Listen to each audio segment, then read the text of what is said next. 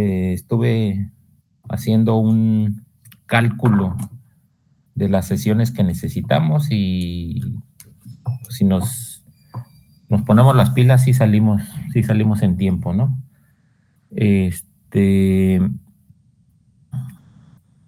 Hay muchos que no, bueno, no sé de todos ustedes quiénes son nuevos completamente al curso. Los que no, pues ya más o menos, los que tengan clase de electroneumática, pues ya más o menos saben cómo va a estar. Pues les iba a dar la presentación, pero pues mejor entramos en materia y mientras vamos, pues viendo el tema, pues vamos, en la hora del descanso, pues ya les pido que me manden sus datos y hacemos la presentación y hacemos todo lo demás. Sí, ahorita ya vamos a empezar en el curso de lleno. Entonces, pues vamos a empezar para acabar de despertar.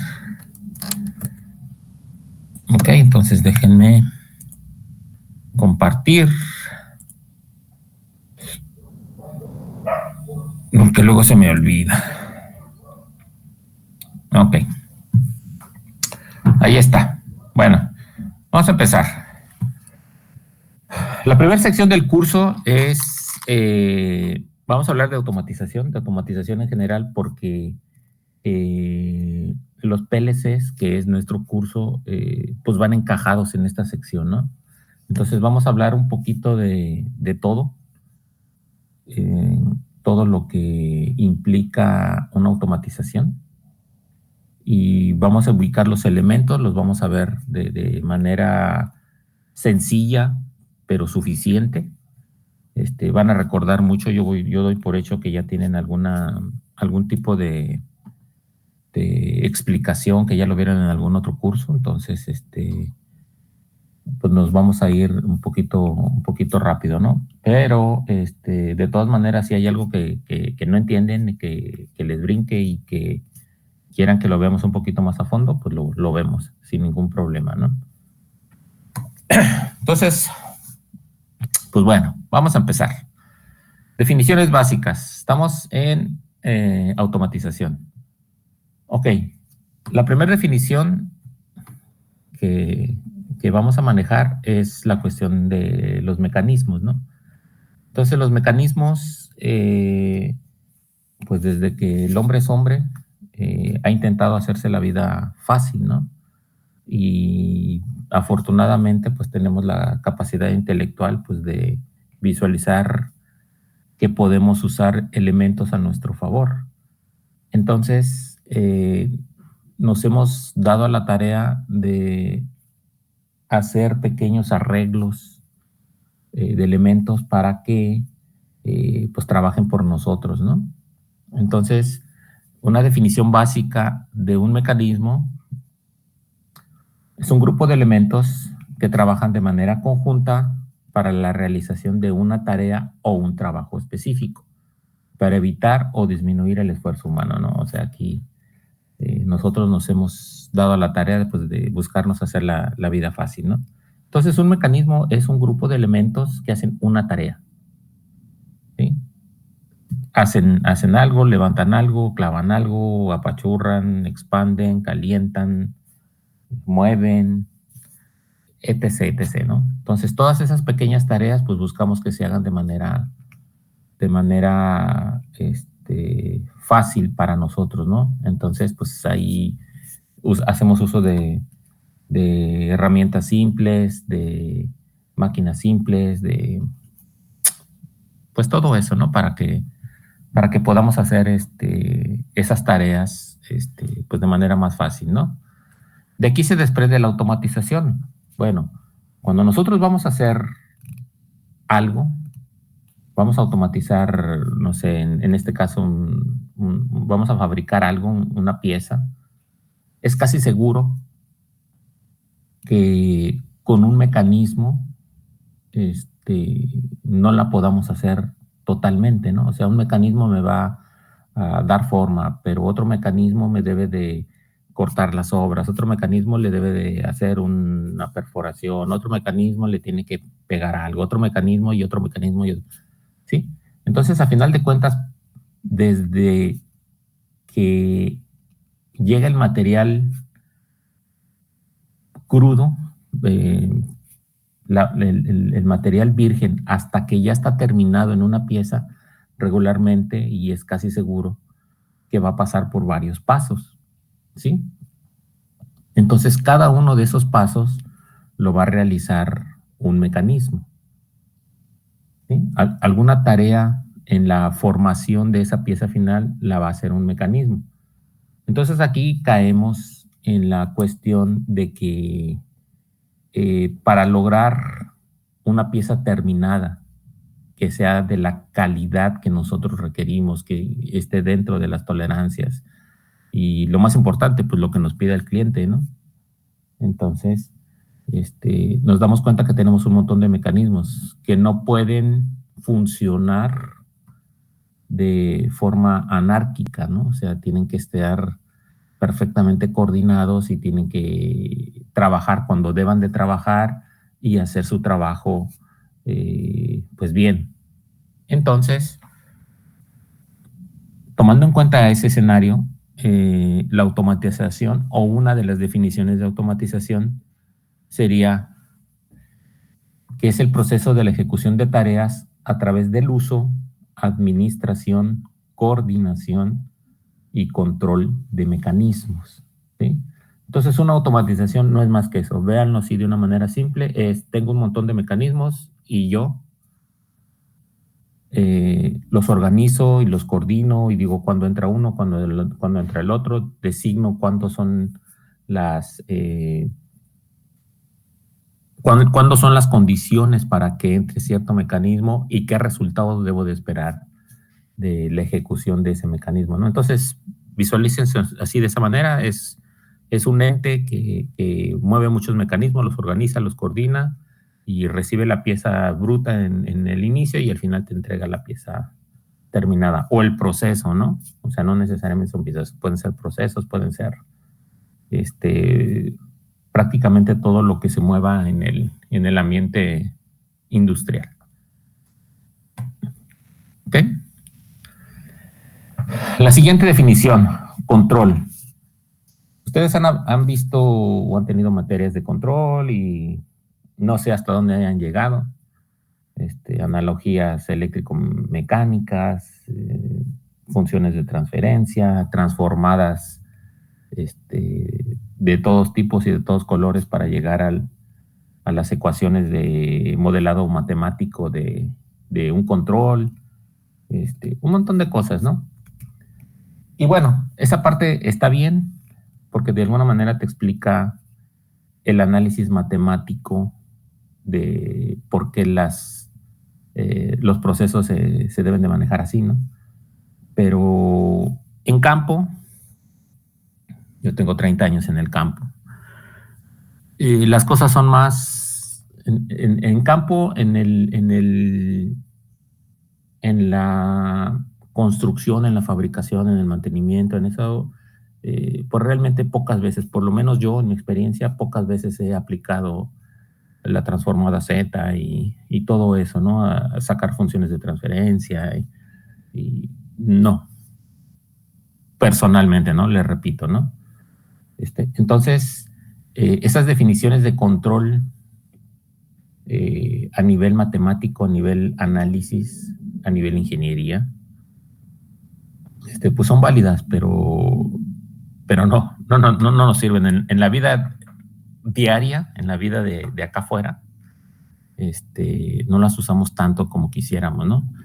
Pero de todos modos hablamos mucho de control. Entonces, el control en términos simples, imaginémonos que algún compañero de ustedes, de los que están ahí ahorita, le dice a su novia, oye, ¿sabes qué? Pues hoy es sábado, hoy voy a echar una partida en el Pockets aquí con mis amigos, y nos vamos a echar una cubetita de bebidas refrescantes virtuosas, ¿no? Y pues la novia del compañero, como muchas, pues le va a decir, pues ¿sabes qué? Pues no. Y no por X razones, ¿no? Entonces, eh, pues el compañero se va a tener que estar entre la espada y la pared de si obedece o no obedece, ¿no? Que generalmente obedece. Entonces, el común diría, no, pues es que ella tiene el control sobre él. ¿Y es cierto? Pues sí. En términos básicos, una definición básica de control es el ejercer una acción sobre un proceso para obligarlo a comportarse de cierta manera, acorde a los lineamientos de operación. Controlar es hacer que algo o alguien se porte de la manera que queremos. Así de fácil. Eso es control. ¿Cómo lo hacemos? Bueno, pues eso es lo que vamos a ver parte de eso ahorita, ¿no? Pero entonces el control no es más que eso, chicos. El control es vigilar, controlar, y si se te sale del huacal, pues lo vuelves a meter, ¿no? Por las buenas o por las malas. Pero que se porte como quieres que se porte. ¿Sí? Tú defines tus lineamientos y en base a eso vas a generar acciones que van a obligar a ese proceso a hacer lo que tú quieres. ¿Sí? Eso es control. Olvídense de todas las demás definiciones. Esta es la más básica y yo creo que es la más entendible, ¿no? Entonces es hacer que las cosas hagan lo que tienen que hacer. De esto, ustedes ya lo han visto, hay dos tipos de control. Tenemos el control de lazo abierto, que es un control en el cual el equipo de control ejecuta una acción sobre el proceso, pero no hay retroalimentación de cómo está el proceso. ¿Sí? Es decir, él ejecuta las acciones y da por hecho que el proceso se está portando como él espera que sea. ¿Sí? Son sistemas sin retroalimentación y cuyas acciones de control son generalmente temporizadas y no toman en cuenta el estado de operación que guarda el proceso en sí. Y un ejemplo de esto es una lavadora, ¿no? Una lavadora casera. Ustedes la preprograman, le ponen cuánta ropa va a ser, el tipo de ropa, la temperatura, y los tiempos y todo lo que se le pueda configurar a una lavadora, ¿no? Y la arrancan. Si ustedes la arrancan, o sea, si ya hacen todo lo que tengan que hacer y le dan el empieza, la lavadora va a empezar. Pero a la lavadora no le importa si ya echaste la ropa, si efectivamente hay ropa, si ya le pusiste el detergente en la sección donde va el detergente y los suavizantes y todo eso, pues, ¿no? Ella empieza a moverse, empieza a llenar y empieza a hacer el chaca-chaca y determinado el tiempo, de acuerdo a cómo lo programaste, pues va a ejecutar, va a sacar el agua, luego va a centrifugar y luego va a volver a llenar y luego va a echar el jabón y luego va a echar todo lo que tenga que hacer, ¿no? Pero en ese caso, ese proceso en especial de lavar la ropa es un sistema de control de lazo abierto. ¿Sí? Porque la lavadora no sabe, no le interesa. Ella hace su jale, termina y te dice que ya acabó, aunque no haya lavado nada. ¿Sí? Entonces, generalmente, estos sistemas de lazo abierto son temporizados. ¿Sí? Solamente tienen una base de tiempo y todos los mecanismos asociados, porque la lavadora tiene varios mecanismos. Entonces, cada uno de ellos se va ejecutando en el orden que está predispuesto para hacer la acción de lavado, pero no hay ningún tipo de retroalimentación, ¿no? De aquí nos brincamos al otro, el control de lazo cerrado. Ok, el control de lazo cerrado la diferencia fundamental es que sí hay retroalimentación. Entonces, si hay retroalimentación, yo, ente, que estoy controlando, censo cómo está el proceso y en base a eso lo analizo, lo escalo, lo comparo, hago algo con esa información y decido la acción a control a ejecutar. Que puede ser, pues no hagas nada, estás bien, ¿no? O ya se fue a la derecha, pues hazlo un poquito a la izquierda, ya se te fue a la izquierda, pues vete un poquito a la derecha, ya se te enfrió, pues caliéntalo, ya se te calentó, pues enfríalo, etcétera, etcétera, etcétera, ¿no? Entonces, en este caso, cada acción de control está basada en las mediciones de cómo está el proceso en ese momento, ¿sí? Entonces, este tipo de controles son controles en línea, es decir, en todo momento el sistema de control está vigilando el proceso, en todo momento está tomando lecturas y en todo momento está decidiendo qué hacer. ¿Ok? Son sistemas con retroalimentación, son algoritmos de control más complejos en construcción y operación. Las señales de retroalimentación se evalúan de forma permanente y dependiendo del resultado de la evaluación se determina la acción de control a ejecutar. ¿Sí? El ejemplo más fácil es pues cuando se van a bañar, ¿no? Abren el agua caliente y antes de aventarse, pues meten la manita y, ay, güey, está muy caliente, le abres a la fría y le cierras un poquito a la caliente y ahí estás. Estás regulando hasta que la temperatura del agua es como a ti te gusta. Hasta ese momento, entonces sí ya te avientas de cuerpo completo, ¿no? Pero mientras, pues nomás estás con la pura manita, ¿no? Ese es un sistema de control. Estás controlando tanto el flujo como la temperatura del agua y estás haciendo correcciones en línea de la cantidad de agua de una temperatura y de la otra. Lo vas sintiendo y pues los vas manejando hasta que llegas al punto bueno, ¿no? Entonces, pues no hay mucho para dónde hacer. Son definiciones básicas de ambos sistemas. Y generalmente, a pesar de que los procesos en la mayoría sean de lazo cerrado, aún dentro de los mismos procesos, pues hay diferencias, ¿no? Que son las que vamos a ver y son las que queremos continuar. Entonces vamos a ver un control de lazo abierto. Ya sabemos, por ejemplo, un ventilador en una nave industrial, ¿no? Que cada cierto tiempo arranca el ventilador porque tiene que circular el aire, ¿no? Entonces, pues ese se prende, da la hora, se prende el ventilador tantos minutos y después se apaga. No le interesa si la fábrica está trabajando, si efectivamente hay humos que sacar, si no, está programado para tal tiempo y lo hace, ¿no? Otro ejemplo, ahorita se me ocurrió uno, por ejemplo, el freno de los carros.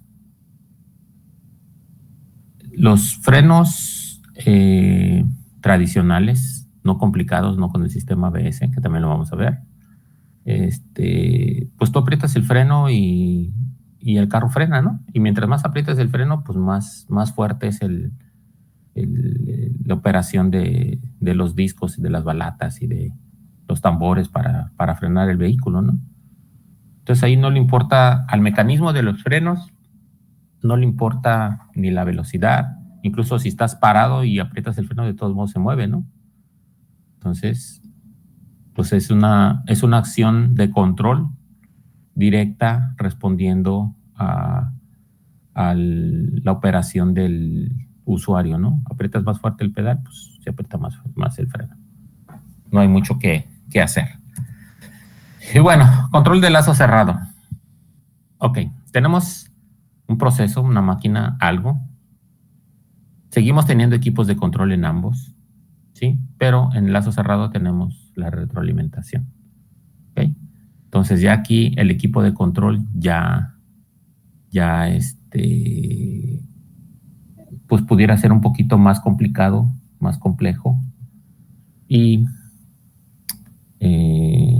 pues lleva más por parte del ingeniero hacer estos sistemas de control, ¿no? Entonces, no hay mucho para dónde hacerse. Viene un término industrial que se usa mucho, ¿no? El control supervisorio. ¿Qué es el control supervisorio? Pues el es el, es el conjunto de elementos, permítanme leer, es el conjunto de elementos, hardware y software, que trabajan de manera coordinada y total para lograr el monitoreo, control, visualización, administración y estadística de un proceso o procesos asociados o independientes. ¿Sí? Entonces, un control supervisorio es eso, es un grupo de elementos que su jale es vigilar el proceso. Nada más. Es vigilar el proceso, controlarlo, y como generalmente estos controles, digo, ya la tecnología está muy avanzada y todo eso, cuando el proceso es importante, el control supervisorio, además de tener el equipo de control y los actuadores que son los que hacen que el proceso se porte como queremos que se porte, además generalmente va asociado con un equipo de cómputo. Entonces, al tener el equipo de cómputo, tenemos la posibilidad de aprovechar toda la potencia que te da ese equipo de cómputo. Entonces, podemos tener visualizaciones, podemos tener bases de datos, podemos tener animaciones, podemos tener multimedia, podemos tener impresiones, podemos moverlo a 3, 4, 5 monitores, podemos hacer un montón de cosas, ¿no? Entonces, los controles supervisorios, pues son, digamos que, la solución completa para hacer un sistema de control industrial. ¿Ok? Ahorita que veamos un poquito más adelante, van a entender un poquito más esto. Ok. De los controles supervisorios hay dos tipos. Y estos los van a los que se dedican a esto, los van a oír bien seguido. Uno de ellos es el SCADA, los sistemas SCADA, y los otros son los DCS. ¿Ok? SCADA, el primero de ellos. El SCADA es el sistema de control supervisorio y adquisición de datos. ¿Sí? Es un sistema que, es como su nombre lo dice, está formado por elementos que me van a proveer la lectura de cómo está el proceso. Voy a tener una unidad de control que va a analizar esos datos y que va a decidir en algún momento ejecutar alguna acción de control, pero a su vez ese equipo de control, que generalmente son tarjetas, son PLC, son DACs, que son de ese tipo, están asociados, repito, a un equipo de cómputo. ¿Sí? Entonces, en el equipo de cómputo, pues tú ves, haces tu interfase hombre-máquina, entonces tú ves tu proceso en tu computadora con figuritas, con animaciones, con sonidos, con todo lo que sea, ¿no? Entonces, todos esos elementos, pues son un control supervisorio, ¿no? Y en cuestión de hardware, consta de lo que les acabo de decir. Y los DCS también tienen exactamente los mismos elementos los DCS que los SCADA. ¿Sí? Siguen teniendo sensores, transductores, actuadores, equipos de control, sistema de comunicaciones, computadoras, software, todo. Son iguales. La definición entre si es un SCADA o un DCS, la línea que los divide está bien delgadita, pues. Entonces, hay mucha gente que le dice a una SCADA DSS y a un DSS SCADA, ¿no? Y en términos generales, pues prácticamente son lo mismo. Entonces, ¿cuál es la diferencia? ¿Por qué uno y por qué el otro? Bueno, los SCADA son sistemas más viejos, ¿sí? Son sistemas más, digo, en concepto, ¿no? De cómo se hacen. La definición del SCADA ya tiene tiempo, y la diferencia que yo veo, porque también no crean que, que las diferencias son tan sustanciales que puedes decir, pues sí, este es un DSS y este es un SCADA, ¿no? Yo la diferencia más grande que veo entre los dos sistemas es que en un inicio los SCADAs estaban hechos para que la decisión de las acciones de control las tomara la computadora, ¿sí? Los softwares para hacer las interfaces generalmente tenían una sección de control en la cual pues tienen comparadores, tienen análisis de entradas, escalamientos, pues todos los operadores, todas las herramientas como para tomar los datos, analizarlos y decidir qué hacer. Entonces, en ese caso, la computadora tomaba los datos, decidía qué hacer y bajaba las órdenes a los equipos de control. Tú mueve aquel, tú cierra, tú abre, tú calienta, tú enfría, tú. Entonces, los equipos de control en campo, los que están en campo, eh, podían ejercer acciones de control por cuenta propia. Algunos lo hacían, pero digamos que los comandos de proceso fino, de muévele un grado más, nada más, ¿sí? Como que esos que venían de la computadora, pues. Y en el caso de los DSS, el hardware sigue siendo el mismo, no cambia, ¿sí? Pero en el caso de los DSS, yo les digo personalmente, yo he visto que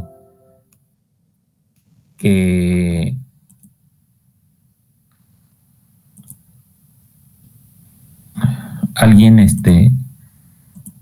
eh, esos equipos de control, nosotros le estamos dando la capacidad de que ellos sean los que decidan qué hacer con su proceso que está asociado a ellos, ¿sí?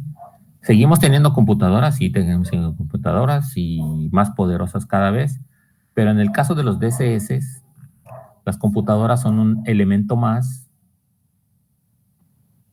para que el usuario pues siga teniendo la visualización, siga teniendo las bases de datos, pueda generar reportes, tenga animaciones, tenga todo, pero las decisiones de control de qué hacer recaen en el equipo de campo, no en la computadora, ¿sí? Entonces la computadora sigue estando funcionando, prácticamente es lo mismo, ¿no?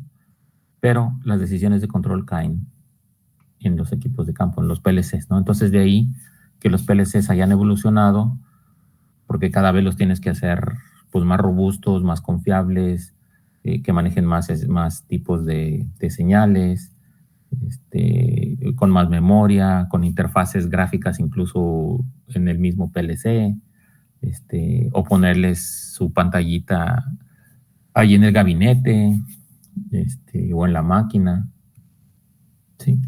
Entonces, básicamente, la diferencia que yo veo entre un sistema SCADA y un DSS es quién decide qué. Quién es el que va a llevar la voz cantante y cómo lo va cómo se va a organizar, ¿no? Entonces, en el caso, por ejemplo, de los SCADAs, si la computadora era la que decidía qué hacer, si se te va la computadora, si el operador llevó el jueguito que le dio su hijo de la secundaria porque está aburrido las 8 horas que le toca trabajar y descargó el programita y pues resulta que tiene un anexo no deseado, un virus por ahí, y te corrompe la máquina y te hace un desmadre, ¿no?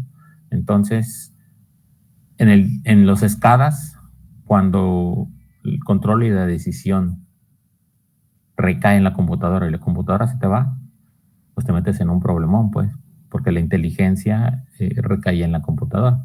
Y en el caso de los DSS, no. En el caso de los DSS, si se te va la computadora por lo que te acabo de decir, pues simplemente dejas de tener la adquisición de datos, dejas de actualizar tu base de datos, pero el sistema sigue operando, ¿no? Entonces es más, digamos que le da un grado de robustez el tener la inteligencia desparramada en campo y no en uno solo, ¿no? Pero bueno, les digo que está delgadita la línea en donde dices, este es un SCADA o este es un DSS, ¿no? Esa es la diferencia que yo he visto más marcada. Entonces, pues por ahí pudiera ser un criterio para decidir. Pero a final de cuentas, pues les digo, el hardware es lo mismo y la programación en uno o en otro equipo va a ser lo mismo. Entonces, pues al que quieran entrarle, pues va a estar. Ok, una vez entendido eso, vámonos a un sistema completo, un DSS, un SCADA, como quieras, un sistema de adquisición de datos completo. ¿De qué se trata este? Bueno, miren, tenemos un proceso cualquiera y puede ser desde hacer gelatinas de vainilla hasta hacer un misil balístico, ¿sí? Es exactamente lo mismo. Tienen los mismos elementos en su concepción, y pues simplemente se diferencia el grado de sofisticación en la programación y lo que va a hacer, ¿no? Pero en términos generales tienen los mismos elementos. Entonces, miren, tenemos el proceso. Tenemos un grupo que se llaman elementos finales, ¿ok? Los elementos finales son los elementos que están en contacto con el proceso, con contacto directo con el proceso, ¿ok? Entonces, esos elementos finales son los que van a recabar los datos de manera directa del proceso y también son los que cuando tú decidas hacer algo, esos elementos finales son los que van a interactuar directamente con el proceso, son los que van a abrir las válvulas, son los que van a prender motores, son los que van a apagar calderas, los que van a enfriar, etcétera, etcétera, etcétera. ¿Sí? Entonces los elementos finales son los que están en contacto directo con el proceso. ¿Ok? Pero tienen una doble función.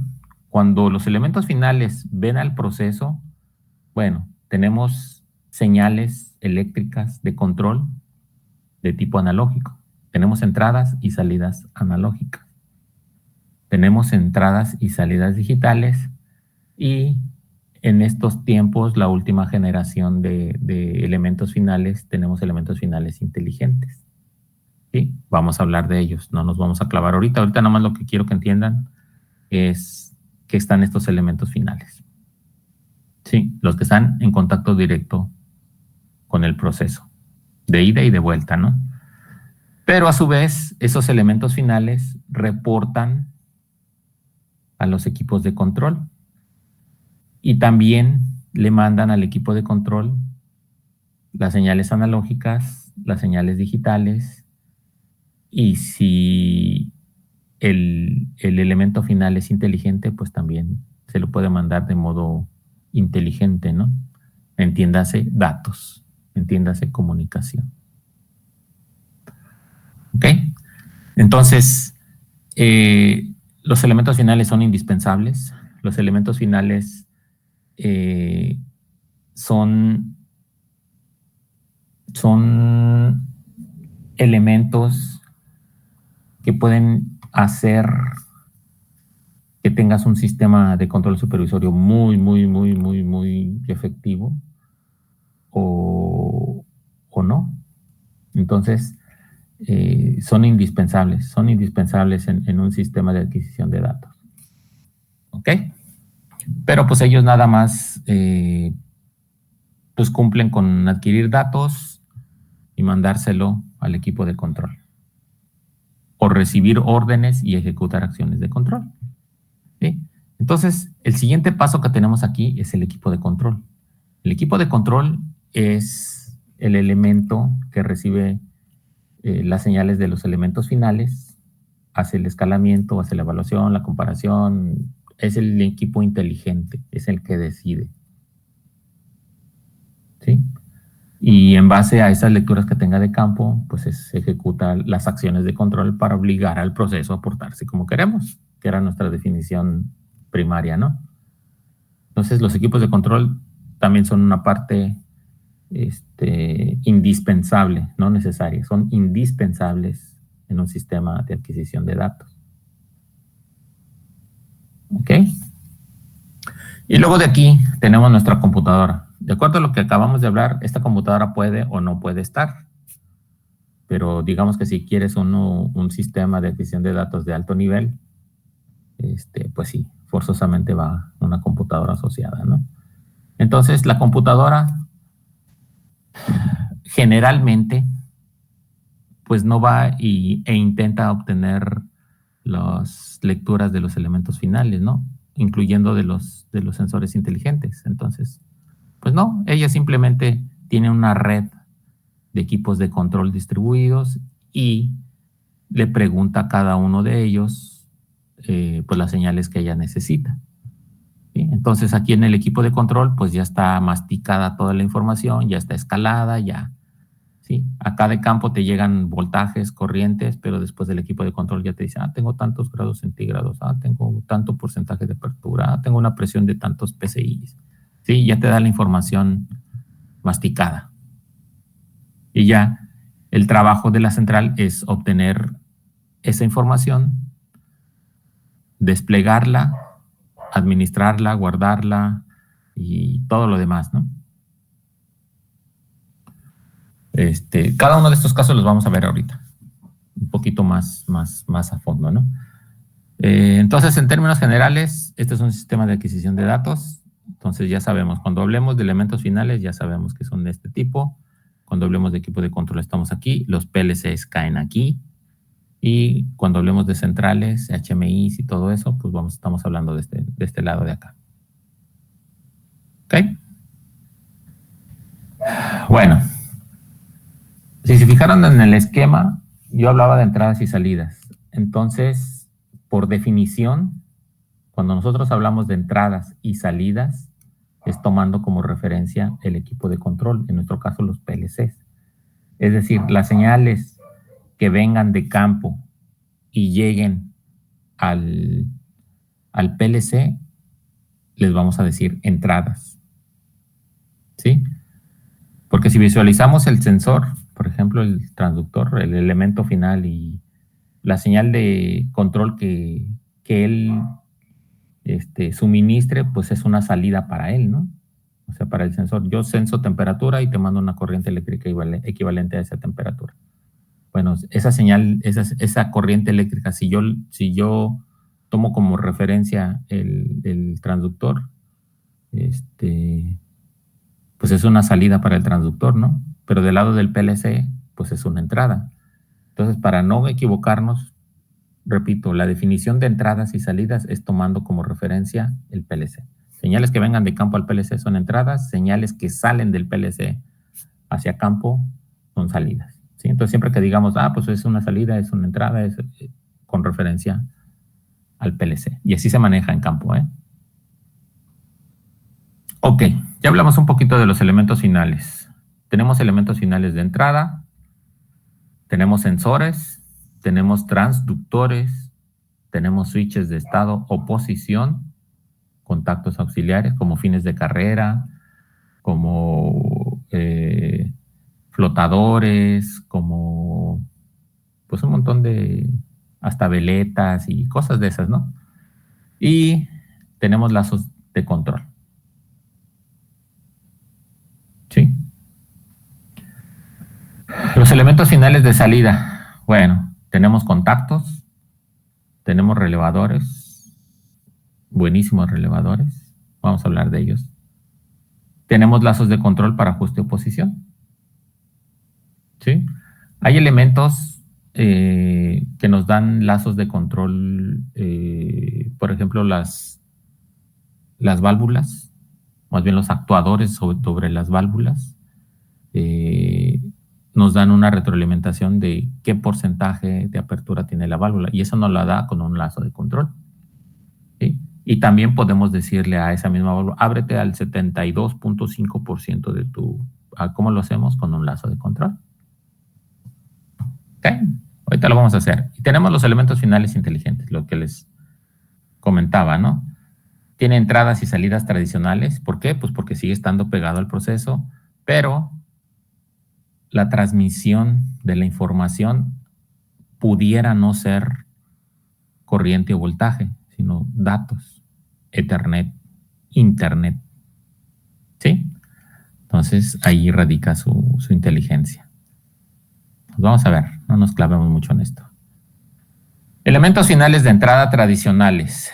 Existen de dos tipos, analógicos y digitales. Estoy hablando de los tradicionales, que son la mayoría que siguen siendo, que la sigue rifando este tipo de elementos finales. Son los que siguen estando, ¿no? Vamos a hablar de señales analógicas. Bueno, aquí discutiríamos un ratito que cómo son, pero pues yo supongo que ya las han manejado, ¿no? Entonces, vámonos a las definiciones. ¿Qué es una señal analógica o qué características tiene una señal analógica? Bueno, son continuos en el tiempo, es decir, en cualquier momento que tú hagas un muestreo tienen un valor y ese valor varía dentro de un rango establecido, ¿sí? O sea, tú puedes ir y medir y el valor que tú debes esperar debe estar dentro de un rango que ya está establecido. Si está fuera de ese rango, quiere decir pues que tu elemento que te está generando la señal analógica está mal, está dañado, ¿no? O tienes un problema por ahí, tienes una tierra, tienes una inducción, tienes algo más, ¿no? Y lo importante, en la automatización industrial, las señales analógicas son de voltaje o de corriente. ¿Ok? Entonces, viéndolo gráficamente, pues tenemos una gráfica magnitud contra tiempo, voltaje o corriente. Tenemos los rangos establecidos en donde se debe de mover una señal válida y dentro de ella pues va a estar los valores los valores que nos está entregando nuestro elemento final, ¿no? ¿Okay? Entonces, no hay mucho, creo yo no hay mucho. Ok, vienen los estándares. Los estándares, ya quedamos que las señales analógicas, también les decimos lazos de control. Las señales analógicas pueden ser corrientes o voltajes y quedamos que están dentro de un rango definido, ¿sí? No son arbitrarios, no son porque yo soy muy poderoso, soy Siemens, soy dueño de medio mundo y se me pega la gana hacer esto. No. Ya están estandarizados con el fin de que cualquier equipo de control, cualquier PLC que tú agarres del mercado, puedas integrarlo a tu sistema, ¿no? Y si tú eres un fabricante de elementos finales, pues tampoco vas a generar lazos de control fuera de los estándares, pues, porque nadie te lo va a comprar. Entonces, entendiendo eso, las señales analógicas en la automatización de voltaje generalmente son de 0 a 10 volts DC, son de menos 10 a más 10 volts DC o de 0 a 5 volts DC. Todo es corriente directa, ¿sí? Estos son los estándares que más hay, del 95%, 99% de los elementos finales que te entregan voltaje,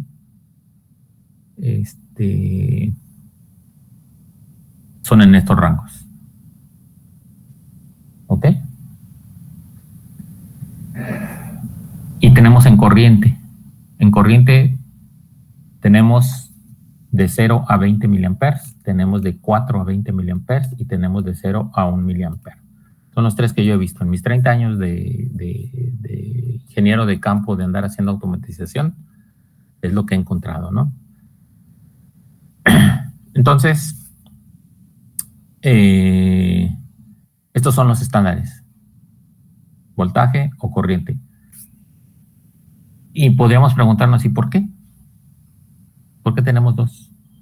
¿Por qué no uno más? ¿Lo hacemos más estándar todavía? Bueno, pues porque hay ciertas ventajas y desventajas de usar el uno o usar el otro, ¿no? Entonces, vamos a comparar qué tiene una y qué tiene otra. Voltaje. ¿Qué ventajas tiene usar voltaje? Usar volts. Voy a poner un sensor de 0 a 10 volts. Ok. Una de sus ventajas es que vamos a usar una etapa analógica digital, ¿sí? Porque yo lo requiero en dato, no en voltaje, ¿sí? Entonces, forzosamente voy a tener que usar un convertidor analógico digital. Y los convertidores analógicos digitales, en su gran mayoría, necesitan voltaje a su entrada. Entonces, si mi sensor, mi elemento de campo, me entrega voltaje de manera directa, me entrega voltaje, entonces la entrada al convertidor sería directa. No necesito manipularlo, no necesito hacer conversión de corriente a voltaje, ¿no? Más barato. Pues en su momento, sí, porque eran los que más había. Los primeros elementos finales, todos entregaban voltaje. Entonces, pues era abundante, ¿no? Entonces, pues ya saben, oferta-demanda. Los fabricantes se peleaban, entonces eran un poco más baratos. Ahora en la actualidad, pues yo creo que están a la par, o si no, es que están hasta un poquito más caros que los otros, ¿no? Y la tercera es el estándar preferido para distancias cortas. Por lo que acabo de mencionar, si tú tienes una máquina que mide 5 metros, bueno, pues no la busques, o sea, no te la compliques.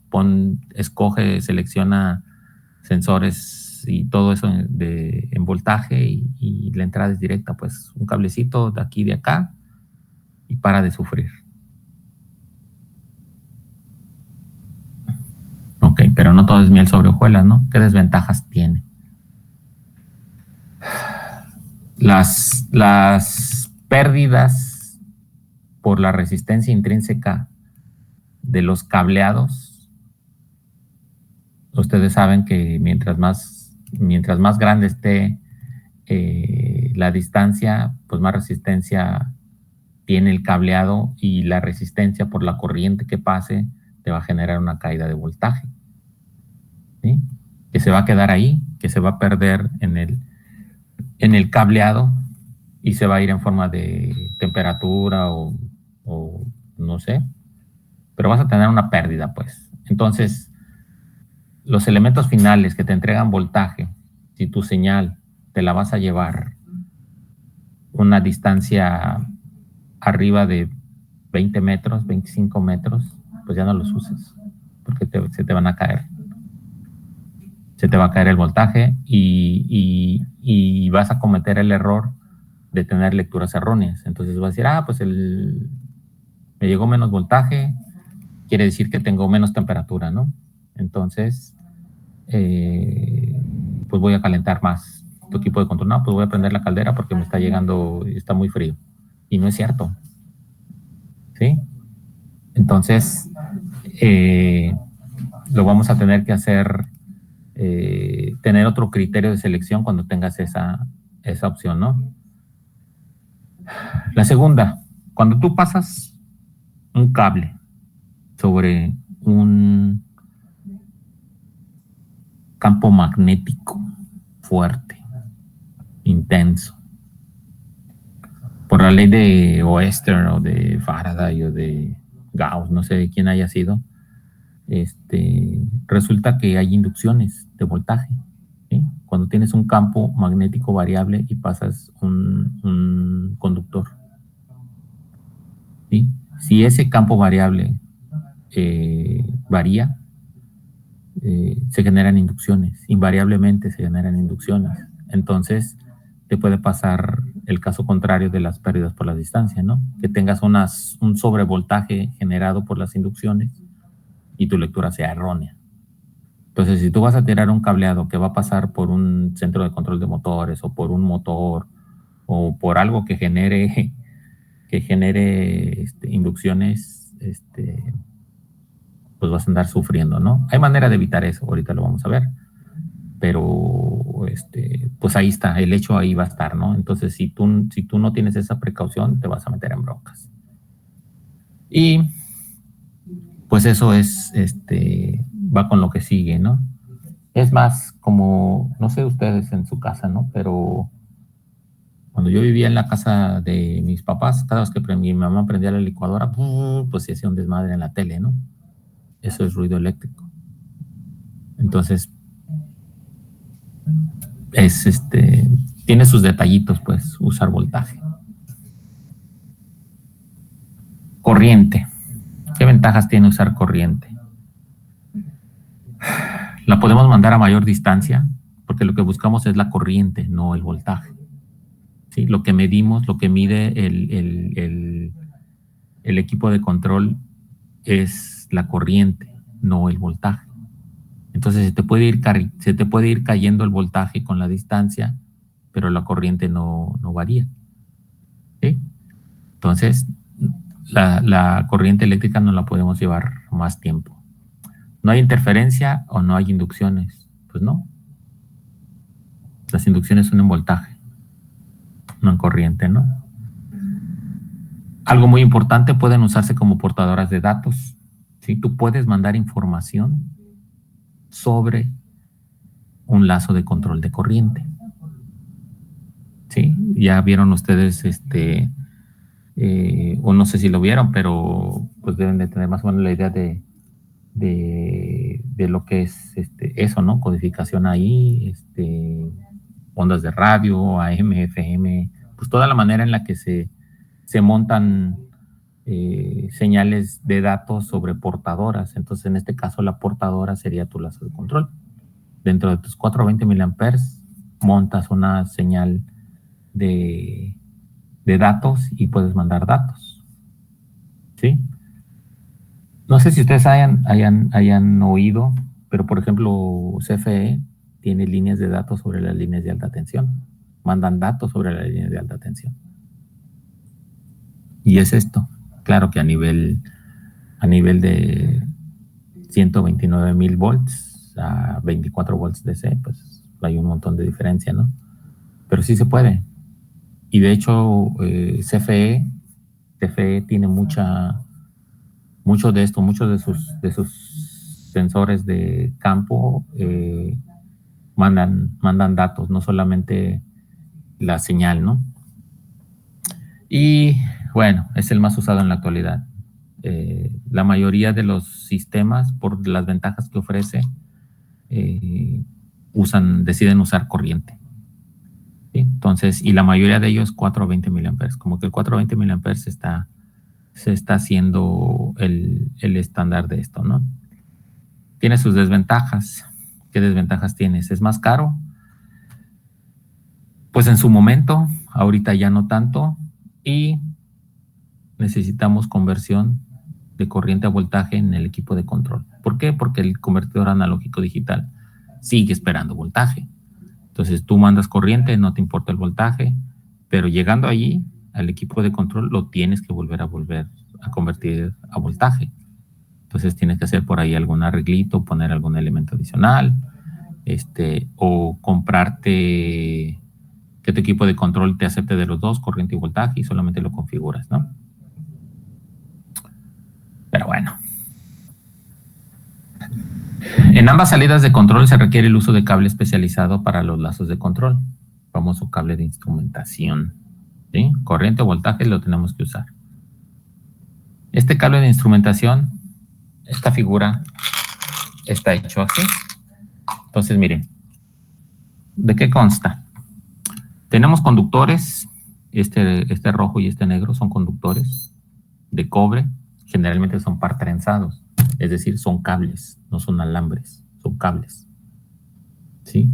Se busca que sea cobre puro, se busca que tenga muchos hilos, que tenga, algunos le ponen estaño, algunos fabricantes generan estaño, le ponen estaño a la aleación con la que hacen los cables, pero en términos generales son de cobre, ¿no? ¿De qué calibres? Bueno, en control, en instrumentación, el más usado es el calibre 20. Pero puedes usar 22, puedes usar 24, puedes usar 18, puedes usar 16 si tú quieres. Varía, ¿no? Pero la característica es que sí tiene que ser de cobre. La recomendación es que sea de cobre. Y ya sabemos por qué, ¿no? El cobre, dentro de los metales comunes, pues es el que mejor prestaciones nos da. Ya si vives en Dubái y eres jeque, pues pones hilos de oro que todavía son mejores, ¿no? Pero en este caso, pues no. Ok, entonces tenemos mis conductores. Pueden ser desde 2, 3, 4 hasta 40. Yo he visto en Pemex hilos de 60 conductores. Entonces, y cumplen con esto, ¿no? Entonces, pues hay de todos colores y sabores, calibres y todo. ¿Cuál es la segunda elemento que tenemos aquí? Tenemos un blindaje, ¿sí? Están blindados, ok. Puede ser una malla de cobre, de estaño, de aluminio, o pueden ser películas, es decir, como si fuera una hoja de aluminio que los envuelve, ¿no? Completito. Entonces esto ya sabemos que las mallas son para hacer jaulas de Faraday, ¿sí? Que las interferencias que vengan por afuera o las señales que vengan por afuera las agarre la malla y no las deje pasar a los conductores. Y en consecuencia no hay inducciones, ¿sí? Entonces su función de la malla es esa. Es capturar todas las señales ajenas que pudieran intentar interferir con nuestra señal. Ahí se quedan atrapadas. Y ahí viene el otro elemento. Bueno, ya las atrapé, ya generé un voltaje, ¿y ahora qué hago? Bueno, dentro de los cables de instrumentación hay un cable desnudo. Ese cable desnudo va tocando en todo tiempo la malla. Y ese le llaman la línea de Dren, ¿sí? Puede ser un cable de cobre, puede ser de aluminio, puede ser de estaño, puede ser de... ¿Y cuál es la finalidad de esa línea desnuda? Esa línea desnuda, por regla, solamente se debe de aterrizar en un punto, a la tierra física. En cualquiera de los dos extremos, la tienes que aterrizar a tierra física. ¿Para qué? Pues para que todas las corrientes parásitas que están circulando en la malla, que atrapó la malla, que atrapó el blindaje, las aterrices y las mandes a tierra. ¿Sí? Entonces, tienes tu malla, tu sistema, más bien tu cable blindado y además aterrizado. Ahora, ¿por qué nada más en un punto? Se recomienda que el aterrizaje se haga del lado del equipo de control. Del otro lado lo dejes libres. ¿Por qué? ¿Por qué nada más en un punto? Bueno, si tú aterrizas tu línea de Dren en los dos extremos, dices, pues para asegurar que haya el aterrizaje, si tú lo aterrizas en los dos puntos se genera un efecto indeseable que son los lazos de tierra.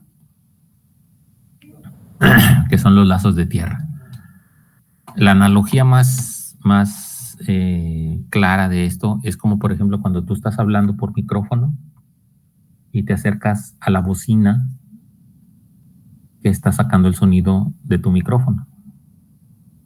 Ya ven que empieza a chillar y empieza a chillar bien feo, ¿no? ¿Qué pasa ahí? Ah, bueno, pues que se está retroalimentando el ruido, ¿sí? Entonces el ruido que saca la bocina lo vuelve a capturar el micrófono y lo vuelve a sacar y se hace un ciclo ahí feo, que lo que hace es que pues se contamine la información, ¿no? Y eso mismo pasa con los lazos de tierra. Entonces, si tú lo aterrizas en dos lados, puedes tener que lo bajes a tierra por un lado, pero por el otro lado, al momento de que tú generas un vacío eléctrico, pues la corriente busca dónde estar, ¿no? Y dice, ah, pues aquí estamos en cero, acá nos están empujando, pues vámonos para allá. Y vuelve a entrar, y lo vuelves a bajar, y vuelve a entrar, y se hace un lazo de corriente. Esos lazos de corriente son bien peligrosos, te pueden quemar los transductores, te pueden quemar tu equipo de control, son peligrosos, pues. Cuando la planta no tiene una red de tierras físicas, una malla calculada y bien distribuida y bien aterrizada, es bien peligroso eso. Entonces, si no tienes la seguridad de que la tierra esté bien hecha, a lo mejor te conviene más dejarlo volando, ¿no? Ni siquiera aterrizar, que se queden ahí las inducciones en tu cable, porque son peligrosas, pues. Pero en condiciones normales de presión y temperatura, para eso sirve esta línea de DRE, ¿no? Cable desnudo. Acuérdense, nada más se aterriza en un punto. Nada más en uno. Y bueno, finalmente estos cables tienen una cubierta. Generalmente es de PVC. Y aquí, pues aquí sí varía. Hay PVC para interiores. Tenemos PVC para exteriores, que protegen contra rayos ultravioletas, contra todas las inclemencias del tiempo. Y tenemos unos que se llaman plenum. ¿Qué son los plenum? Bueno, los plenum es una característica de la cubierta que no genera humo, o genera humo muy, muy poquito y de poca toxicidad. Sí, ustedes saben que en un incendio, desgraciadamente tenemos muchos ejemplos, ¿no? Pues se quemó el casino fulano de tal, la discoteca, ¿no? Es que la mayoría de la gente que muere porque se intoxicó, perdió el sentido, se desmayó, llegó el fuego y pues ya. Entonces, ese se desmayó fue por los gases que generan por los materiales, muebles y todo eso, pero también el cableado eléctrico.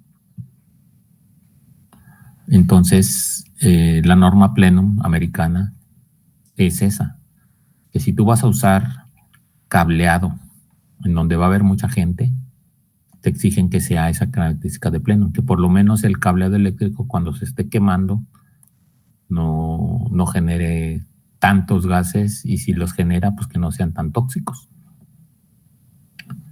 ¿Sí? Entonces, aquí en México, pues no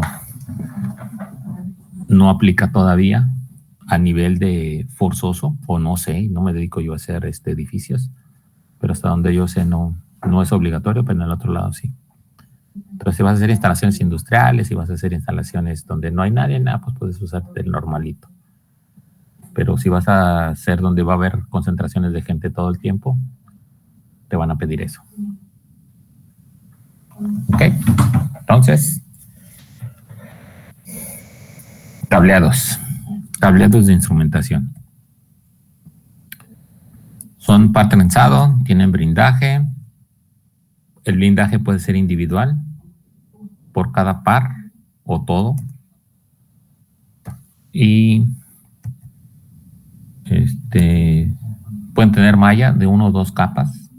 Yo he visto hasta de 3. Los cables muy caros que te cuesta un riñón el metro, pero sí hay. Hay películas de aluminio, la línea de Dren. Ok, esto es lo que acabamos de ver, ¿no? Rechazo al ruido. Cubierta, PVC, exteriores. Bien. Ok. Entonces, en términos generales ya vimos. Tengo mi proceso, tengo mis elementos finales y ahorita estoy viendo señales analógicas.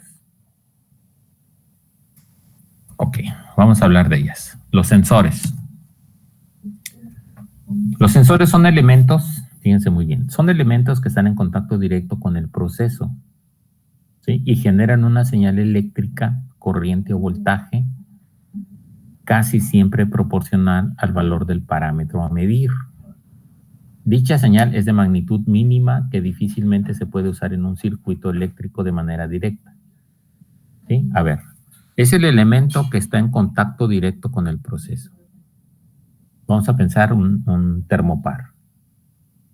¿Sí? Tú tienes un termopar, el termopar te dice, pues la aleación que yo tengo aquí en el termopar me permite sensar temperaturas de menos 200 grados a 1500 grados.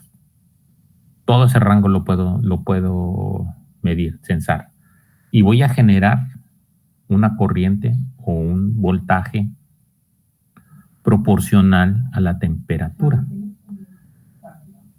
¿Okay? Entonces dices, bueno, entonces cuando tenga tanto voltaje, tanta corriente, quiere decir que hay tanta temperatura en el proceso, ¿no? En la caldera, en el horno, donde tú quieras, pues. Pero esa señal eléctrica que te genera el sensor es mínima, son microvolts o microamperes. Estos ni siquiera los puedes medir, pues. O sea, llegas con tu multímetro, ¡pum!, lo quieres medir y se te va a ir a cero. ¿Por qué? Pues porque son mínimas. Son una señal eléctrica muy pequeñita, que no es útil para usarla como de manera directa. No puedes usarla, pues. Tienes que darle un tratamiento. ¿Ok? Entonces, sensores, el elemento que está en contacto con el proceso. Ese es el sensor. Viene la etapa de condicionamiento de la señal.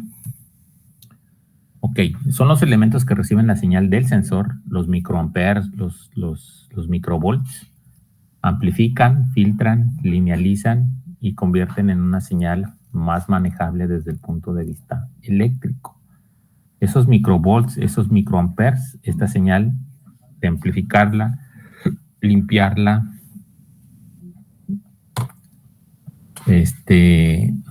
ya te la suben, ya te generan los milivolts o los miliamperes, que esas sí ya las puedes manejar. ¿Sí? Entonces esta etapa es importantísima. ¿Sí? Ustedes, me acordé ahorita de hace muchos años, bueno, no muchos, será unos 10, 12.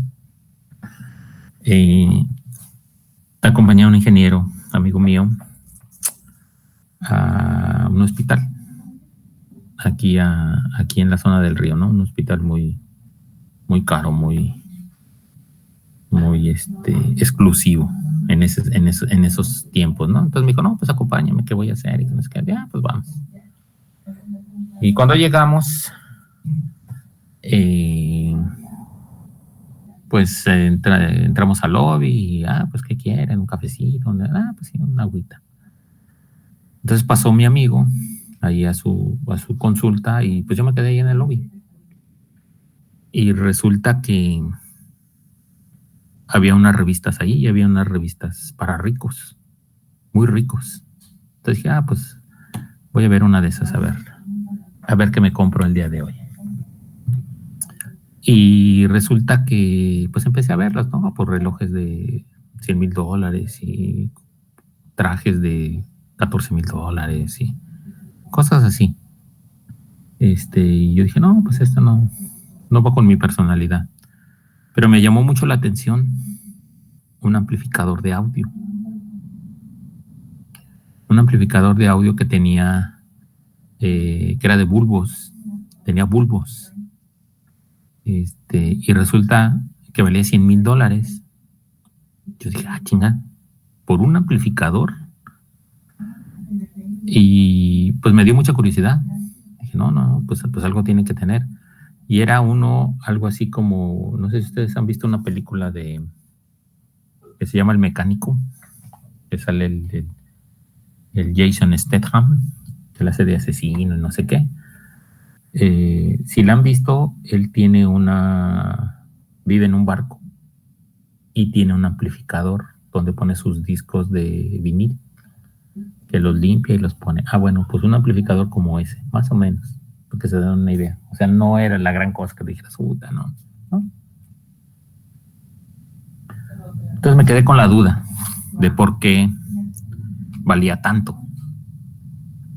Entonces resulta que en la página del fabricante decían que tenía 7 etapas de amplificación y filtrado. Entonces, güey. Entonces, si la señal tú la procesas, la amplificas. Cuando tú amplificas una señal, pues amplificas la señal y amplificas el ruido. Pero si después la filtras y le quitas el ruido y lo vuelves a bajar y lo vuelves a subir y lo vuelves a amplificar, pues sí la vas limpiando, ¿no? Entonces ellos proclamaban que tenían una señal prácticamente sin ruido, que no había una señal más pura que la que ellos generaban, y por eso valía $100,000. Entonces yo dije, pues sí me hizo razón, que no, pues sí, ha de ser muy, muy chingón. Sí ha de oír si pongo Valentín Elizalde, lo voy a oír como Plácido Domingo al final del amplificador, ¿no? Pero, pues no. Entonces, es importante, eso viene a colación a esto, ¿no? Porque los acondicionadores de señal, pues también, esa es su función, pues, amplificar y quitar ruido, ¿no? Entonces, hay de acondicionadores a acondicionadores, pues, hay acondicionadores que valen $50 y hay acondicionadores que valen 600. ¿Cuál es la diferencia? Pues eso. Bueno, acondicionadores de señal. Y luego vienen ya los transmisores de señal. Estas son los elementos que reciben la señal de la etapa de acondicionamiento y la convierten a un lazo de control estándar, corriente o voltaje, para su incorporación a un sistema de adquisición de datos. ¿Sí? Entonces, este es el que ya me entrega los 4 a 20 miliamperes, o los 0 a 10 volts, o los menos 10 a más 10, o de 0 a 20 miliamperes, o como sea. Ya me entrega una señal estándar, un lazo de control estándar. Entonces, esta señal ya sabemos que es proporcional a la magnitud del parámetro que estamos midiendo. ¿Sí? Entonces, si estamos midiendo presión y mi elemento final está hecho de 0 para medir de 0 a 100 PSI, quiere decir que cuando tenga 0 PSI voy a tener una señal de 4 miliamperes, y cuando tenga 100 PSI voy a tener una señal de 20 miliamperes, en el caso de corriente, ¿no? Y si es voltaje, cuando tenga 0 PSI voy a tener 0 volts, y cuando tenga 100 PSI voy a tener 10 volts. ¿Sí? Entonces es proporcional, la mayoría de ellos es lineal, es completamente proporcional pues la salida de control, ¿no? El lazo de control. Ok. Al equipo resultante de tener las 3 etapas anteriores, el sensado, el acondicionamiento y la transmisión, se le denomina transductor. Eso es un transductor. ¿Sí? Tenemos la etapa de sensado, el acondicionamiento y la transmisión. Todo es un transductor. Para fines prácticos y por convención, a partir de esta sección, a los transductores les llamaremos simplemente sensores. ¿Ok? Es el término común en campo. Pues es un sensor de presión que me entrega 420 miliamperes. Entonces tú ya en tu inteligencia dices, no, pues no es un sensor. El sensor es el diafragma que me genera el microvoltaje, ¿no? Pero bueno, tú ya lo sabes y dices, sí, ok, es un sensor. Y pues ese es el término más usado, más común. Entonces, aclaro, ¿no? Entonces, por convención, cuando yo les diga un sensor de presión, un sensor de temperatura, un sensor, estoy hablando de un transductor completito. ¿Ok? No solamente el sensor en sí, ¿no? Que ya vimos que es parte de, pero no es completo. Tipos de transductores. Tenemos compactos. Son transductores que tienen todos los elementos, todas las etapas en el mismo cuerpo. ¿Sí? Entonces tú llegas, lo conectas a la toma del proceso y pues ya tienes, ahí tienes todo. Ya nomás llegas con tus cables y ya obtienes tus 420 miliamperes. ¿Sí? Entonces de esos son la mayoría, son los más cómodos y los más comunes. Pero también tenemos los distribuidos, como por ejemplo, vas a medir unas temperaturas muy, muy, muy, muy extremas. No puedes acercar un transductor cerquita del horno, pues, por ejemplo, la pura radiación lo va a deshacer, la carcasa lo va a deshacer, los cables los va a deshacer, todo los va a deshacer, pues.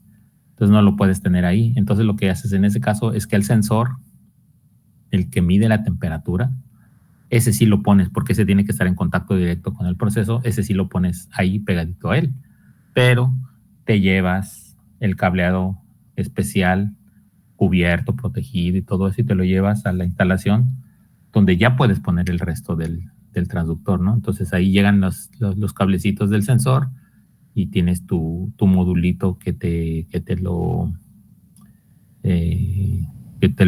amplifica, te lo filtra, te genera tu lazo de control y pues ya.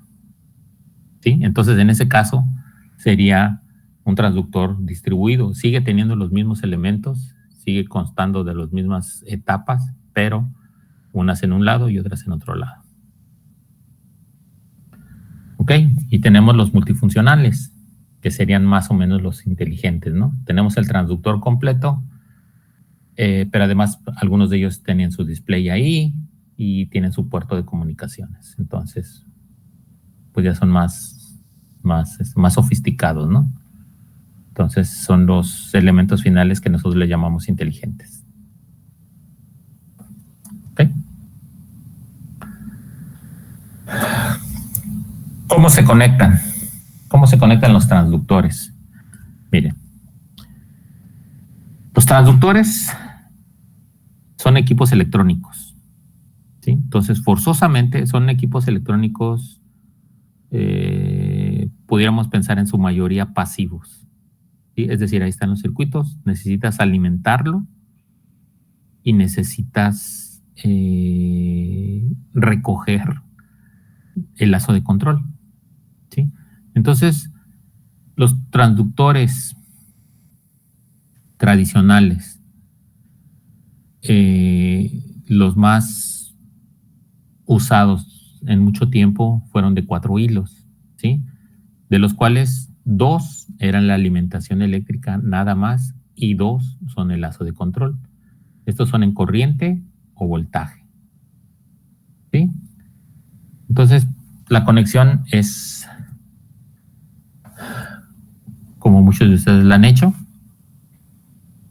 Tengo mi transductor aquí del lado izquierdo, tengo mis 4 terminales, positivo, negativo, positivo, negativo. Tengo mi fuente separada, mi alimentación separada, 2 terminales, y tengo mis 2 terminales de conexión, de lazo de control, que me llevo el positivo a mi positivo de mi entrada, de mi PLC, de mi DAC, de mi Arduino, de mi Raspberry, de todas esas. Y además tengo el negativo, ¿no? Mi referencia, mi común. Entonces la conexión es la tradicional, no hay mucho para dónde hacerse. ¿Sí? Es intuitiva esa, podría decirles. Ustedes que han manejado mucho de esto, pues ya se la saben. Pero están los otros tipos de transductores, los autoalimentados. Ah, cabrón. Solamente son 2 hilos y sobre las mismas líneas de alimentación eléctrica va montado el lazo de control. Ah. Entonces, la alimentación eléctrica siempre es su voltaje, ¿no? Pero el lazo de control va montado sobre las mismas líneas de alimentación.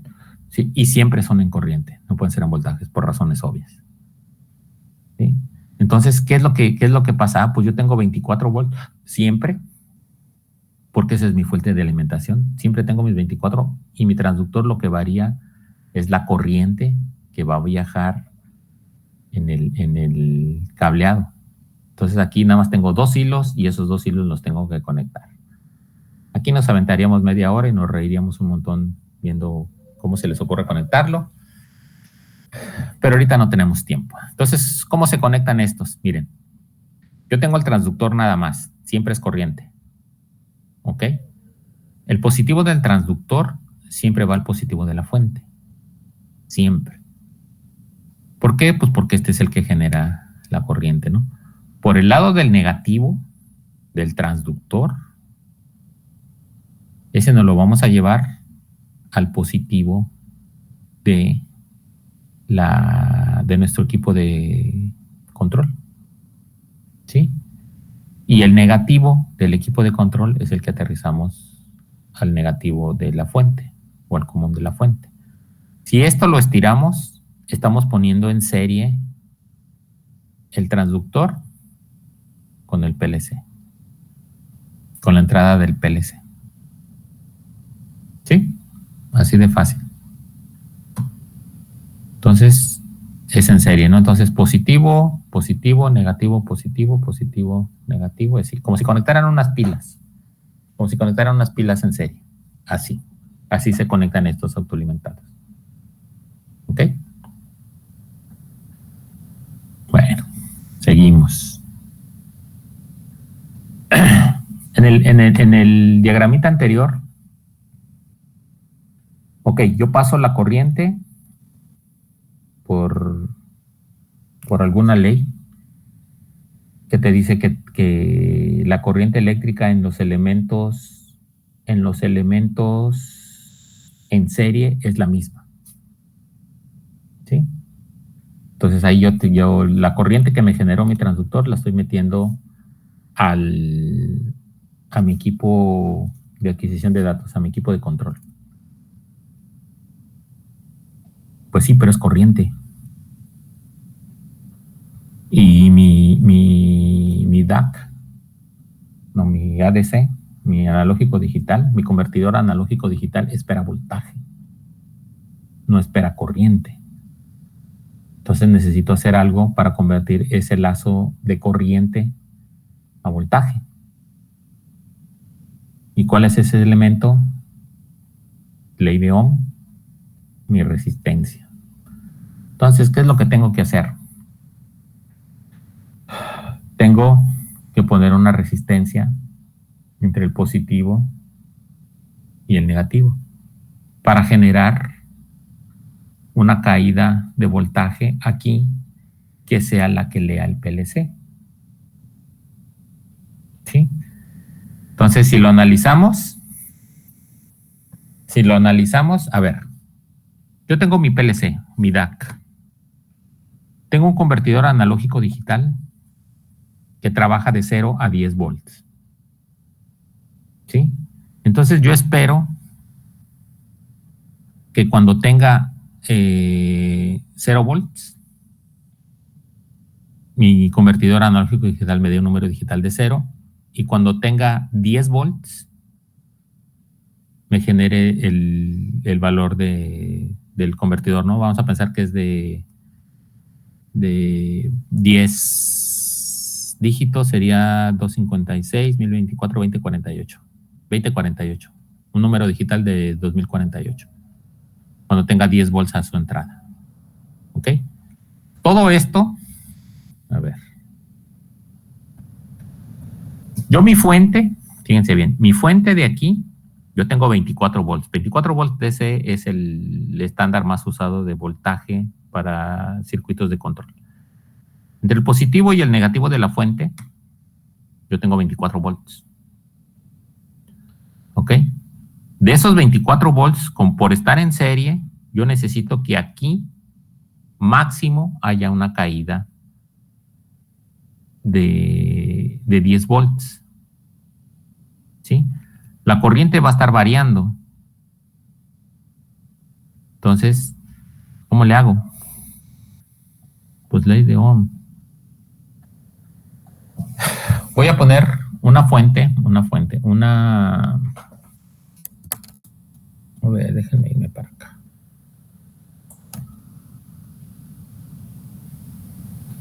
No, aquí.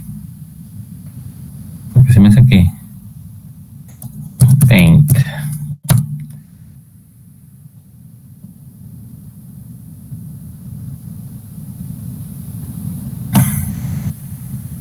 Ok. Miren. Yo necesito voltaje es igual a corriente por resistencia. Es la ley de Ohm, ¿no? Ok, yo sé que mi voltaje, yo quiero que en la caída de tensión a mi entrada de mi ADC sea de 0 a 10 volts. ¿Sí? Y sé también que la corriente que va a pasar por ahí, de acuerdo a mi sensor, va a ser de 4 a 20 miliamperes. Entonces yo quiero que cuando sea 4, quiero tener una caída de 0 volts. Cuando sean 20, quiero tener una caída de 10 volts, porque 10 volts es lo que espera mi convertidor analógico digital. ¿Sí? Entonces 4 miliamperes, 20 miliamperes.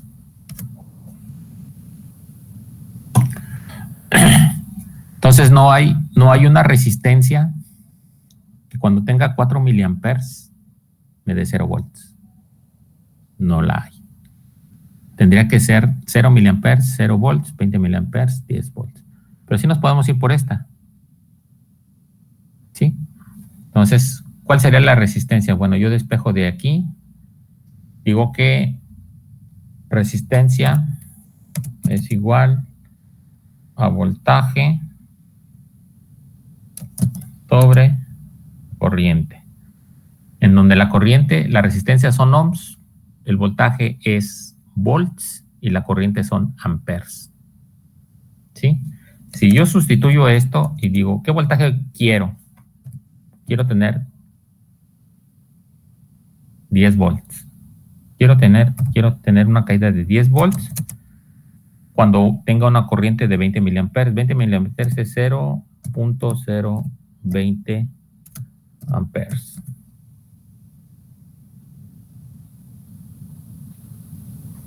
Y esto es igual a 500 ohms. ¿Sí? Si yo pongo esa resistencia de 500 ohms, cuando tenga 4 miliamperes, no voy a tener 0 volts, sino voy a tener,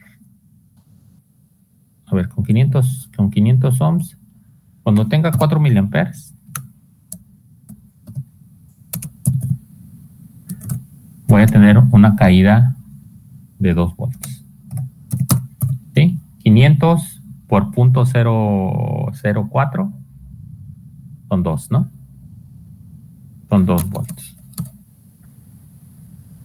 Y cuando tenga 20 miliamperes, sí voy a tener una caída de 10 volts.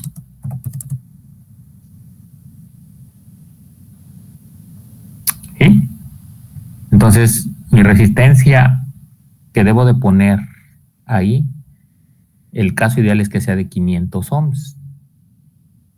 Ahora, no hay resistencias de las comunes de las que vende Steren de 500 ohms. Tienen que ser resistencias de precisión al 1% o al 0.5%. ¿Sí? Pero sí las hay. Entonces, ¿qué resistencia debo de poner aquí?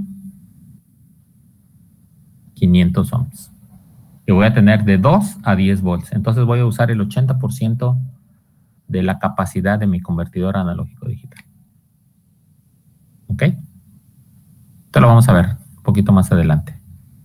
Dentro de los módulos, dentro de los módulos de adquisición de datos, los PLCs, hay módulos de entradas analógicas que tienen switches de configuración. Que dicen, pues ¿vas a usar corriente o vas a usar voltaje? Si vas a usar corriente, mueve el switch a posición on. Si vas a usar voltaje, déjalo en apagado. ¿Qué hará ese switch? Ese switch lo único que hace es que pone esta resistencia, conecta esta resistencia. Entonces, si vas a llegar en corriente, internamente el PLC tiene esta resistencia. Y ya te la conecta y ya te genera los 10 volts. Si vas a llegar en voltaje derechito, pues no necesitas ponerle la resistencia. ¿Sí? La resistencia de carga. Verificar valor máximo sugerido por el fabricante del transductor. A ver, déjenme ver aquí. Ok, dependiendo del valor de la resistencia de carga será el rango aprovechable del ADC. Voltaje corriente por corriente. Ok, a ver, vamos a hablar de esto. Nosotros, será el rango aprovechable del ADC. Ok, nosotros buscamos aprovechar lo máximo del ADC. ¿Sí? Entonces, si el ADC es de 0 a 10 volts, yo quiero de 0 a 10 volts ahí en mi entrada, ¿no? Ahí sería un criterio, por ejemplo, de usar un transductor de voltaje. De voltaje de 0 a 10 volts, pues derechito entra a la etapa de convertidor y también 0 volts, 0 PSI, número digital 0. 10 volts igual a 100 PSI, igual a los 10 volts del convertidor, ¿no? Igual a 2048. Entonces, ahí aprovechamos todo el rango, ¿no? Vamos a hablar de esto. A ver, déjenme buscarlo.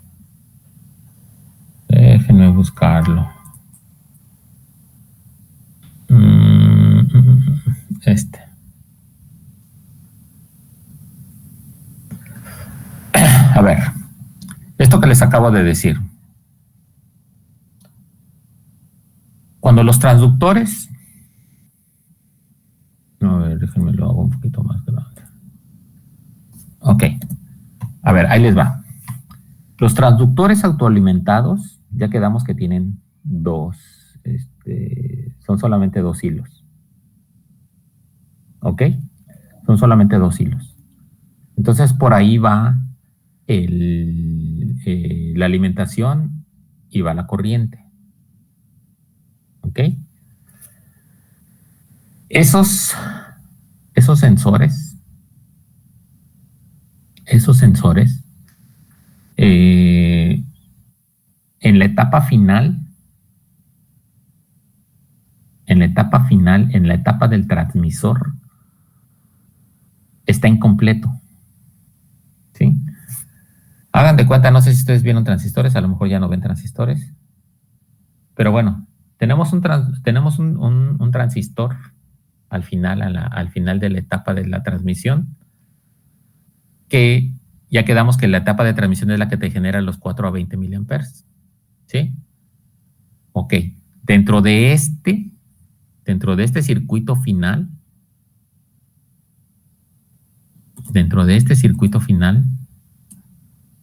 hay una parte, a ver,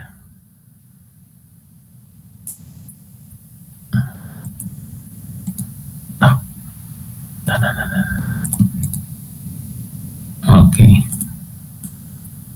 Dentro de este circuito final, esta resistencia de aquí la resistencia de colector, falta. Está incompleto el circuito.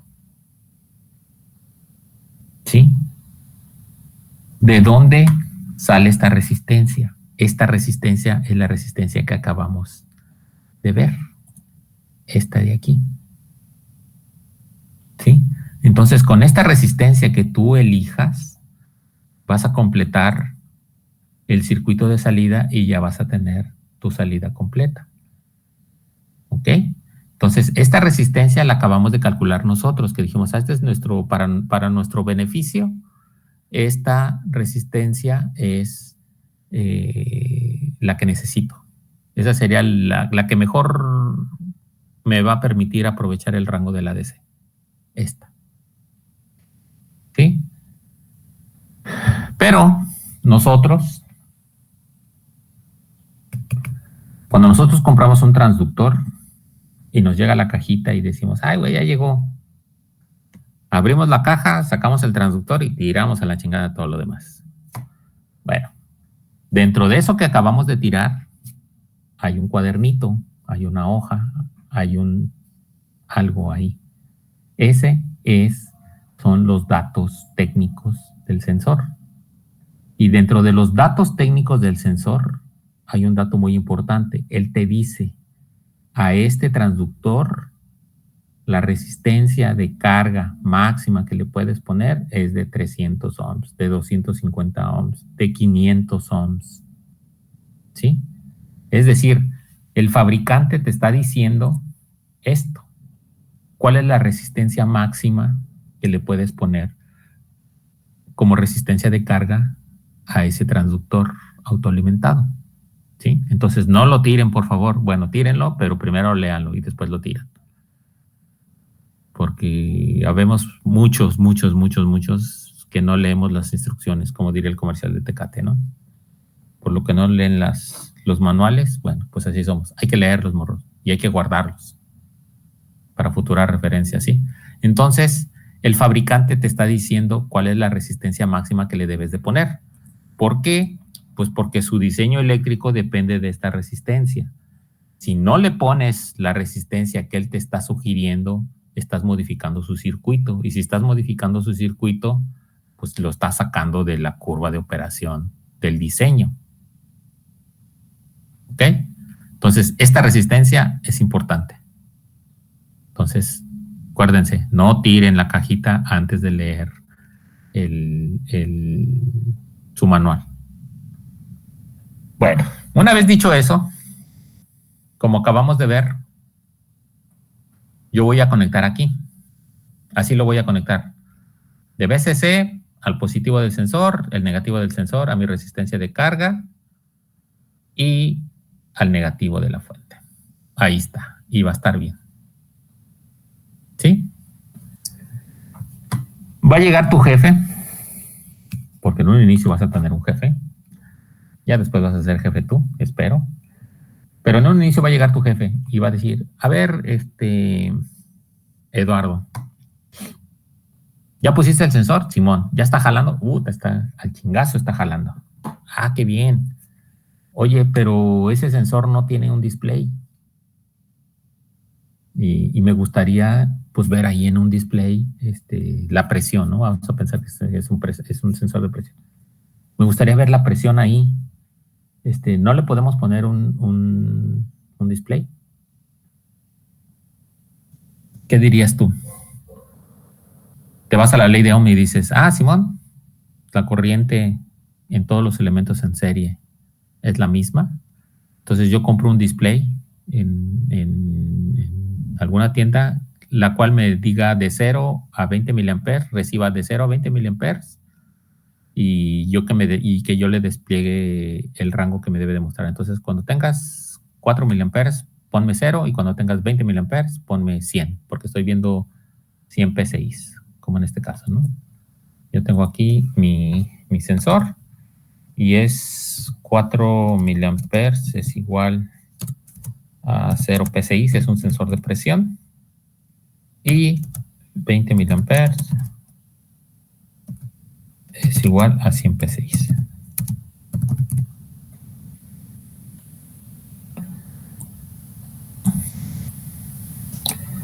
Ok, Simón, así está.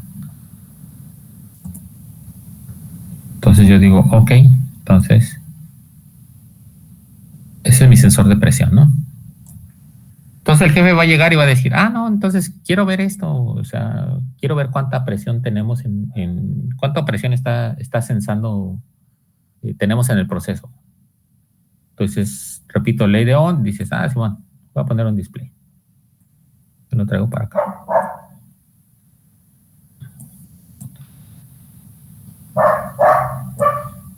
Entonces lo pongo aquí y lo voy a poner en serie.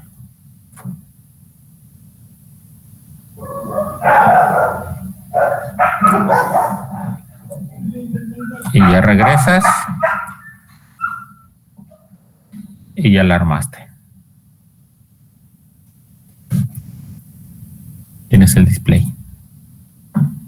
Llega y te dice, ¿qué onda? ¿Ya lo pusiste? Sí, ya lo puse, mira, aquí está el display. Órale, ¿no? O sea, todo dar. Oye, pero ¿sabes qué? Necesitamos dejar evidencia en papel de cómo se portó esto. Entonces, vamos a ponerle un graficador. Hay graficadores de 420 miliamperes que te grafican. ¿Se puede, Simón? Sí, se puede. Claro que se puede. Y vas por tu graficador.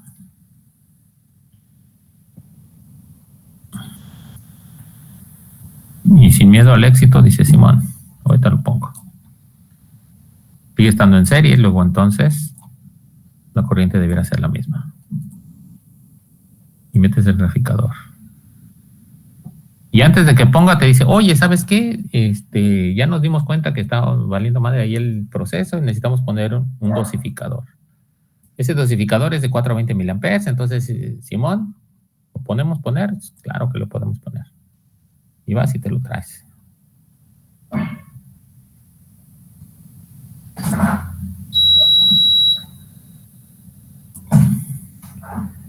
Y ya cierras tu circuito. Y todo está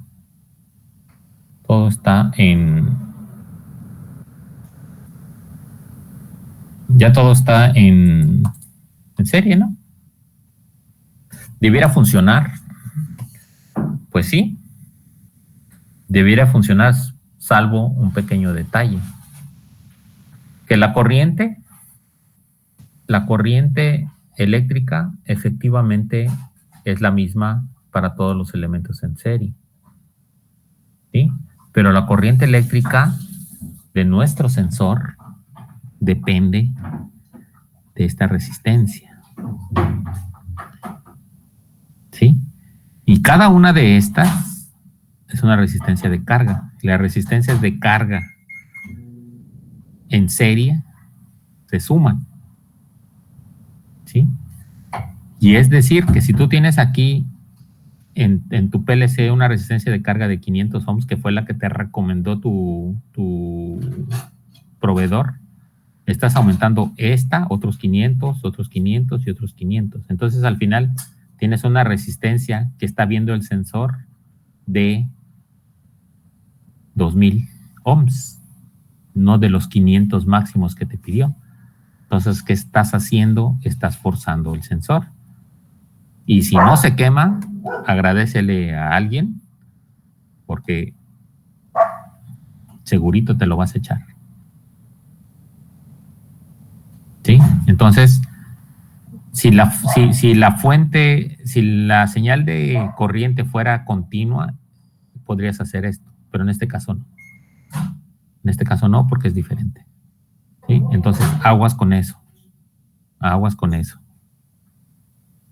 Pero este caso no es raro, pues. O sea, de estos se van a encontrar un montón. Van a decir, no, pues es que, pues sí, pero...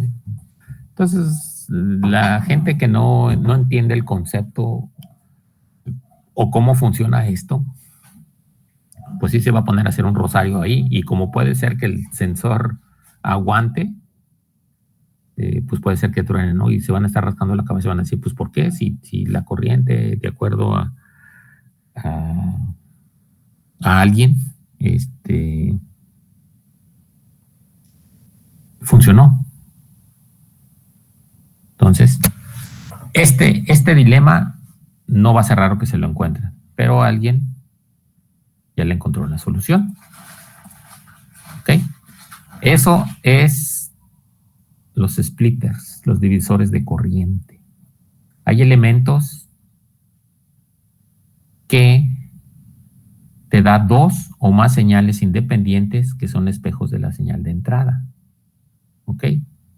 Son unos modulitos, son como unas clemas, son como unos acondicionadores, en los cuales tú tienes un lazo de entrada, tu lazo de entrada, el que te genera tu sensor aquí.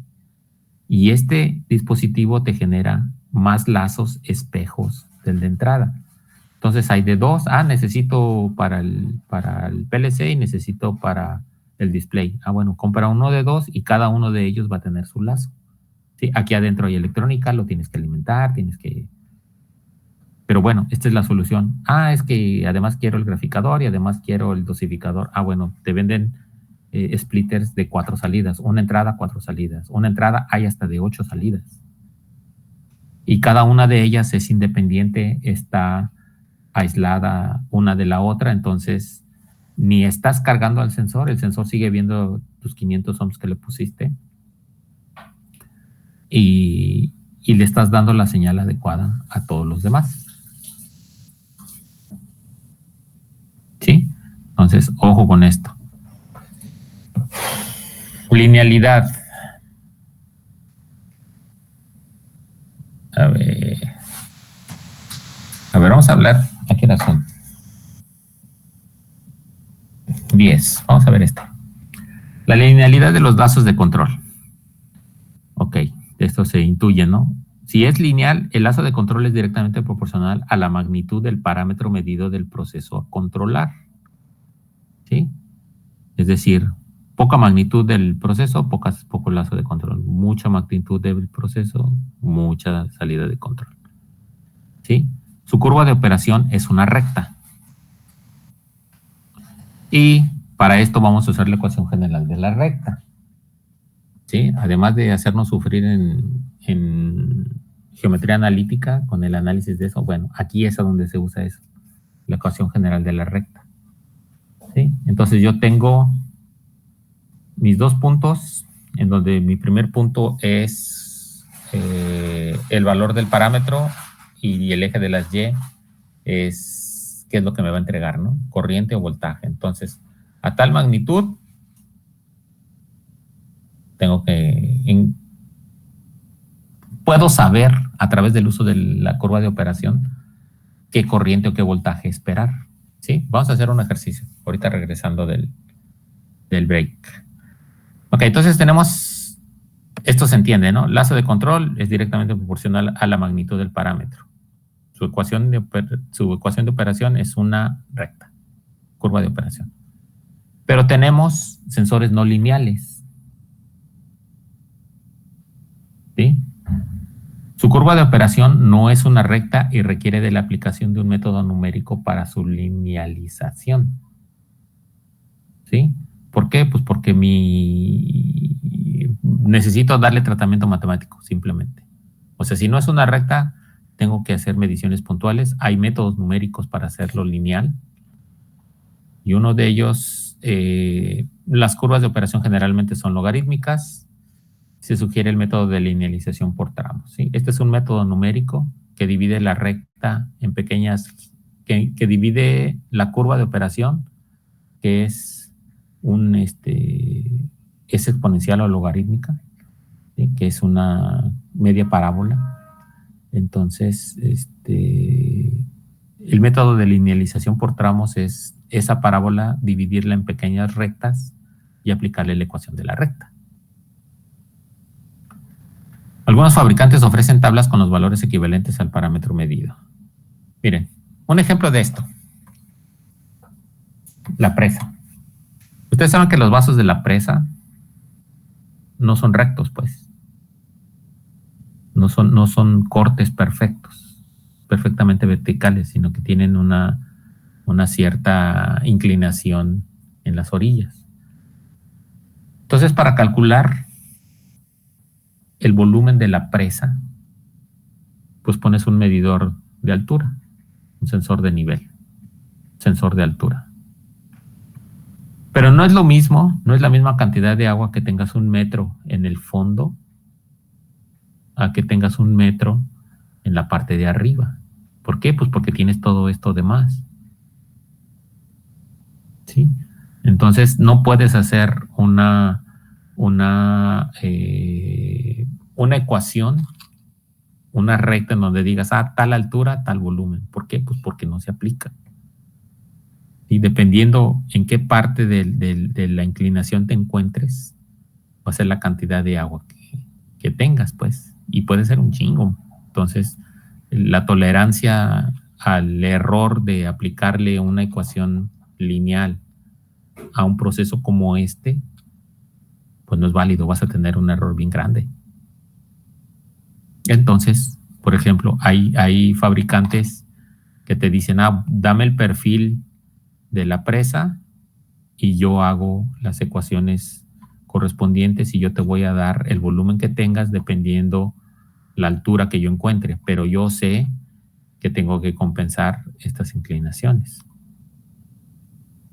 ¿Ok? Entonces, por ejemplo, este es un sistema no lineal, es un proceso no lineal y necesitas pues manejarlo, ¿no? Entonces, lo que hacen esos proveedores es aplicarles ecuaciones, los métodos numéricos. Ellos deciden, pues aquí está. Ok, entonces a esta altura es este volumen. Imagínate que esta inclinación fuera todavía más inclinada. Habría una diferencia mucho más grande. Entonces sí necesitas, para este tipo de procesos que son procesos especiales, necesitas el tratamiento de la información de forma especial. ¿Ok? Sería algo como esto, ¿no? Entonces no es lo mismo que aquí aumentes 1 metro o que aquí aumentes 1 metro, porque ya la diferencia acá es un chingo, pues, a que esté acá. Aquí prácticamente sí es lineal, pero ya. Ok, bueno. Precisión contra exactitud. Bueno, aquí lo vamos a dejar por esta sesión. ¿Cómo van, chicos? ¿Vamos bien? ¿Vuelvo rápido? Sí, más o menos. Todo bien, todo bien. ¿Sí? Bueno. Ok, ¿quieren un break de qué? ¿Media hora? ¿1 hora? Una hora para desayunar. 1 hora. Son las 11. Ok. ¿Regresamos a las 12? Ok. Ok, profe. ¿Se van? Ok, nos vamos a las 12. Ahí mientras, por favor, mándenme aquí en el chat del Meet. Mándenme por favor sus correos, los que no, bueno, mándenme sus correos todos para darlos de alta en el software y en la carpeta de PLCs que vamos a hacer. Ok, mándenmelas todos, aunque ya algunos veo que están en electroneumática, de todos modos mándenmelo, por favor. Su correo institucional, su nombre y su correo, por favor. ¿Sale? Y nos vemos en 1 hora. Nos volvemos a conectar en 1 hora. Vale, profe. Gracias. Vale.